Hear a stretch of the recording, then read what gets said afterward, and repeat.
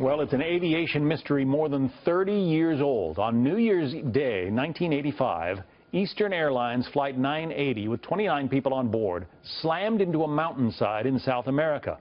The Boeing 27 was en route from Paraguay to Bolivia when it crashed in the Andes, killing everybody. But despite 5 different searches, investigators never found the plane's black boxes that might tell them what caused the crash. And as a result, conspiracy theories grew.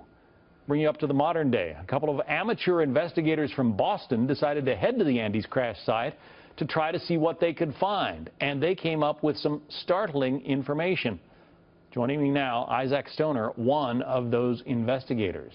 Do you have a background in this? Are you an aviation investigator officially? You know, I would call investigator kind of a strong word, actually. What we are is just a couple of guys with day jobs who got lost down an internet rabbit hole after the Malaysian Airlines disaster, and we ended up on a Wikipedia page that listed 19 unrecovered black boxes, and each one had a reason next to it. So first of all, we're looking at that list and we're like, wow, this is really tough. These families never got any closure. They don't know what caused the crash, and most of these crashes are in deep water. There was one that stood out to us. It was on the mountaintop of Illimani in Bolivia. And the reason for for the black box never being recovered was simply listed as inaccessible terrain. But there had been, what, 4 or 5 expeditions that tried to find the boxes. They never even found the wreckage, right? So we thought inaccessible terrain was a bit of a challenge, that thing that was listed on the Wikipedia page.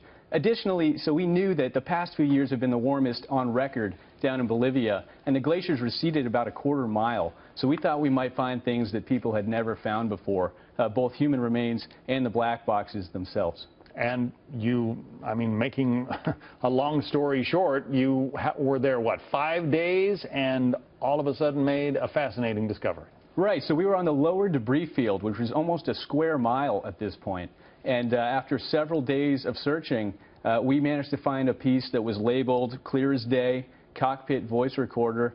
We also found a roll of magnetic tape that we hope came from that voice recorder, and we're really hoping to work with the correct agencies to get that material analyzed now. What are the chances that there is usable material still on it after more than 30 years? As I mentioned, investigator is kind of a strong word for what Dan and I are.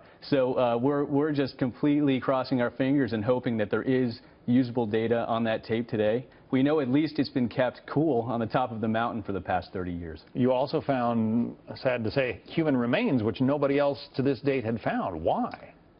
So unclear. Really, there are many conspiracy theories surrounding the flight. We like to keep our hypotheses a little bit grounded in data.